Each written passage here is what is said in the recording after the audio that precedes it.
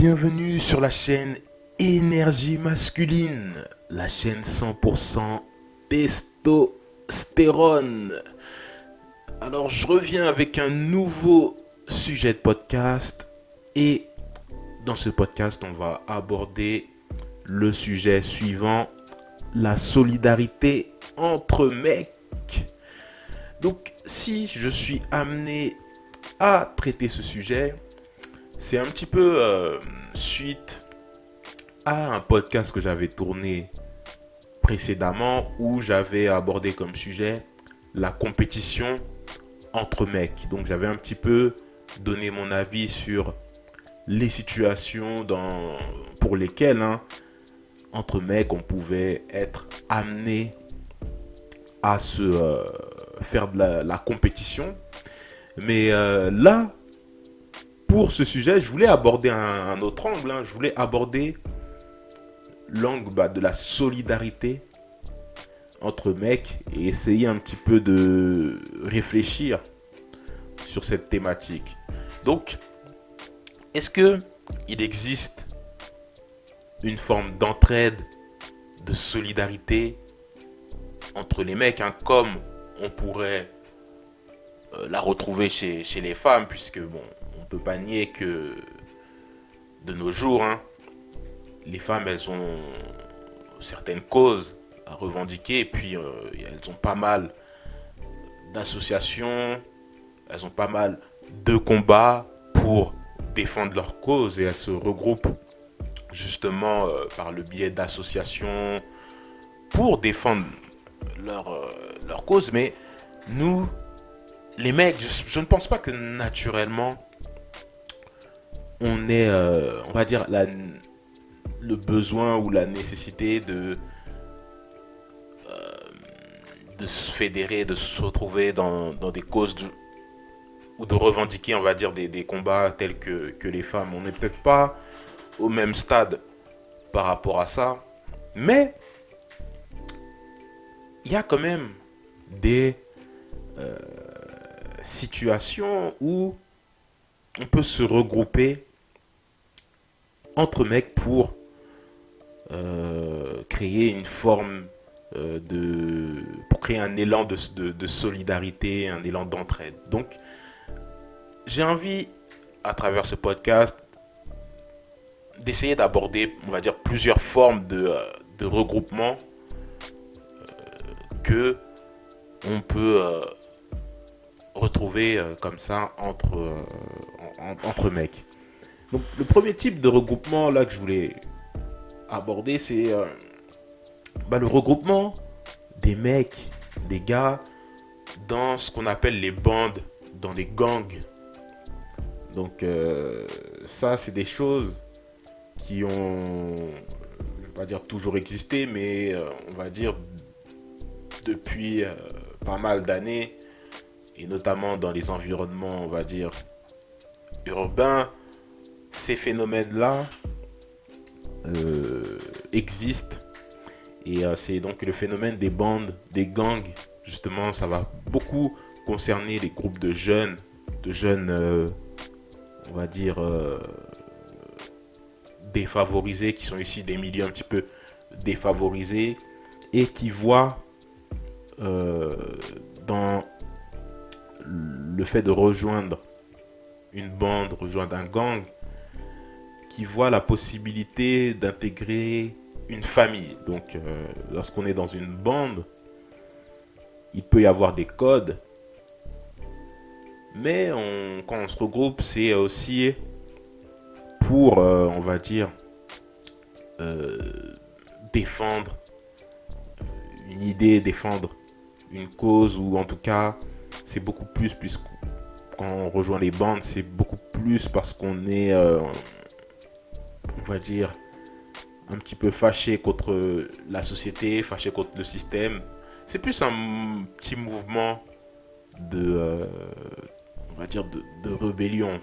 Mais bon, après, parfois, faire partie d'un band, faire partie d'un gang, ça peut permettre aussi aux jeunes hommes un petit peu d'exister. Ça peut être aussi un moyen pour certains juste du fait d'appartenir à un gang, à une bande, ça peut permettre aussi pour certains d'avoir, on va dire, avoir accès à une forme de sécurité. Une forme de sécurité. Ça peut permettre aussi d'avoir accès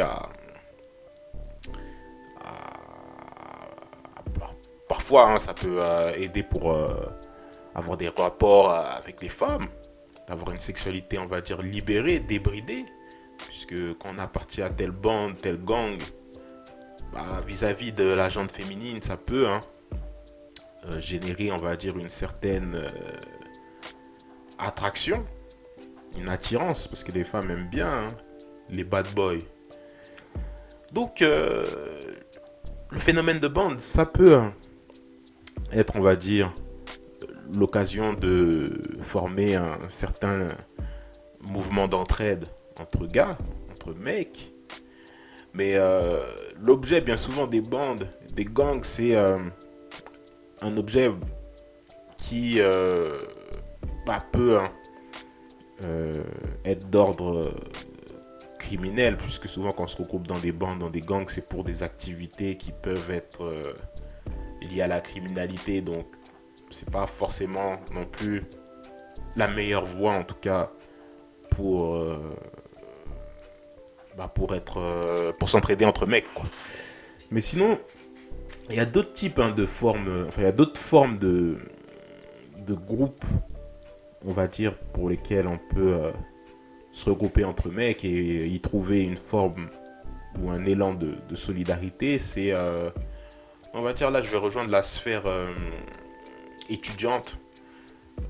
Il y a des groupes d'étudiants, les réseaux d'étudiants. Il y a même les fraternités étudiantes, comme on le voit beaucoup, par exemple, dans les séries américaines.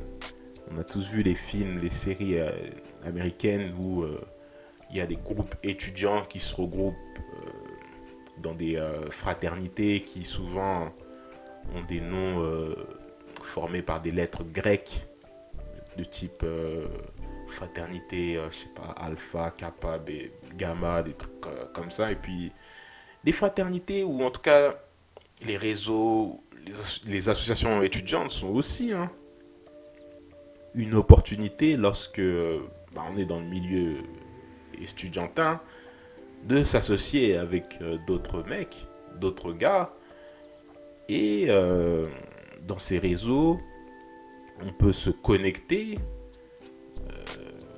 partager, on va dire, des connaissances, partager des carnets d'adresses.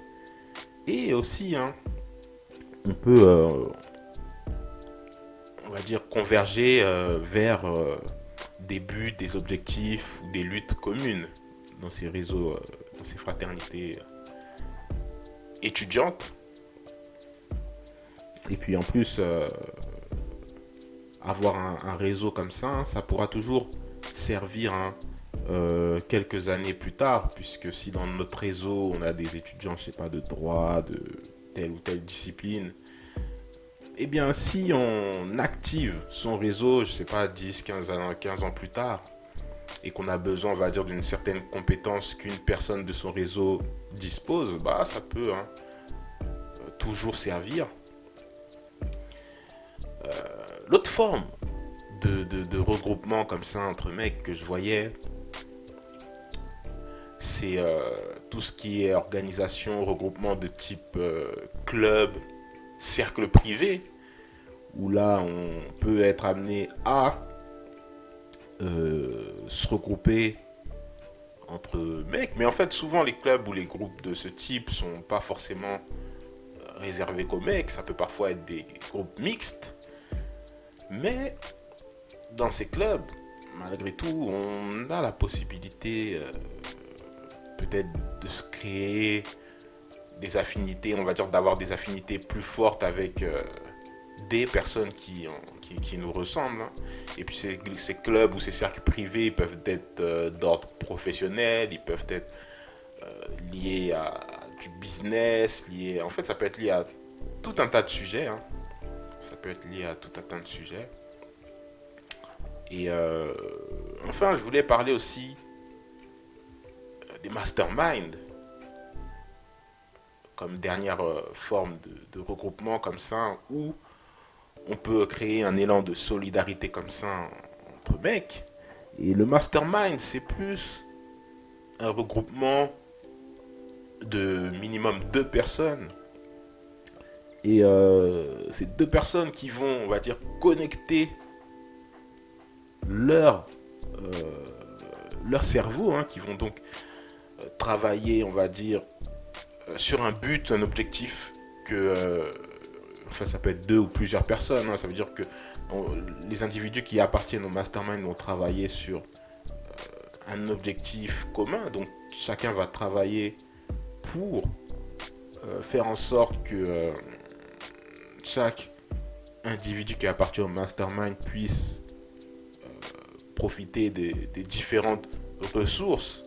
Et en fait, c'est comme si ça crée une sorte d'émulation, en fait, le fait d'être dans un mastermind, le fait d'avoir des objectifs communs avec plusieurs personnes. Ça crée une forme d'émulation et ça aide chaque membre à se surpasser pour un petit peu atteindre le but qui est recherché, en fait, par les membres du mastermind. Donc, je trouve que ça, ce sont des bonnes initiatives, en tout cas, pour afficher, on va dire, un élan de solidarité comme ça, hein, entre mecs. Et du coup, si tu me suis là depuis un petit moment, tu sais mes podcasts et que tu sais, moi mes podcasts, bon, c'est axé sur la masculinité, on va dire, et puis c'est vrai que j'essaie de faire des sujets qui tournent autour de soit la réussite professionnelle, la réussite financière, mais j'essaie aussi d'aborder tout ce qui est rapport avec la jante féminine, et puis je pense aussi que l'aspect santé mentale, santé physique aussi est un autre aspect, on va dire, de la masculinité qui me tient à cœur, même si j'aborde pas tellement de sujets, on va dire, par rapport à cet axe-là. Mais si hein, tu te reconnais, on va dire, par rapport au sujet là que j'essaie de valoriser, n'hésite pas à me contacter. Hein. N'hésite pas à me contacter. N'hésite pas à m'écrire si tu veux qu'on essaie de discuter, d'échanger un petit peu plus. J'ai une adresse email énergiemasculine@gmail.com. Tu peux me contacter, parler un petit peu de tes ambitions, parler un petit peu de toi, voir si tu te retrouves un petit peu peut-être dans les podcasts que je tourne. Et puis on pourra discuter, on pourra échanger, et puis on pourra voir, si tu le souhaites, hein, voir si on peut se connecter ensemble, hein, pour avancer sur des objectifs communs. Donc voilà en tout cas le sujet de ce podcast. Je vais m'arrêter là et puis on va essayer de revenir avec un nouveau thème. Allez, ciao.